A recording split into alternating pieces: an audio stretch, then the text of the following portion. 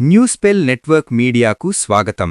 శ్రీకాకుళం జిల్లా పాతపట్నం మండల కేంద్రంలో విద్యుత్ సమస్యల పరిష్కారానికి సంబంధించిన వినియోగదారుల వేదిక గురువారం నిర్వహించారు. స్థానిక ప్రైవేటు కళ్యాణ మండపంలో నిర్వహించిన ఈ కార్యక్రమానికి ఏపీ ఈపీడీసీఎల్ అధికారులు సీజర్ ఎఫ్ మరియు బి సత్యనారాయణ మరియు టెక్కలి డివిజన్ విద్యుత్ శాఖ ఈ నరసింహకుమార్ ఆధ్వర్యంలో నిర్వహించారు.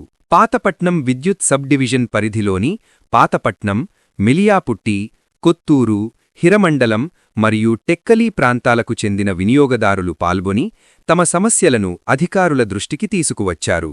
మొత్తం 43 వినతులు అందగా అందులో పాతపట్నం మండలం నుంచి 39, మిలియాపుట్టి మండలం నుంచి 3, జలుమూరు మండలం నుంచి 1 వినతి వచ్చినట్లు అధికారులు తెలిపారు. వినియోగదారులు ప్రధానంగా లో వోల్టేజ్ సమస్యలు, బంగారు కార్మికులకు రాయితీరు, సెలూన్ షాపులకు రాయితీలు, లైన్ షిఫ్టింగ్ వంటి సమస్యలను ప్రస్తావించారు. ప్రజల నుండి వచ్చిన వినతులను సంబంధిత శాఖలు పరిశీలించి త్వరితగతిన పరిష్కరించేందుకు చర్యలు తీసుకుంటామని అధికారులు హామీ ఇచ్చారు. ఈ కార్యక్రమంలో ప్రజలు పెద్ద సంఖ్యలో పాల్గొని తమ సమస్యలను నేరుగా అధికారులకు వినిపించారు.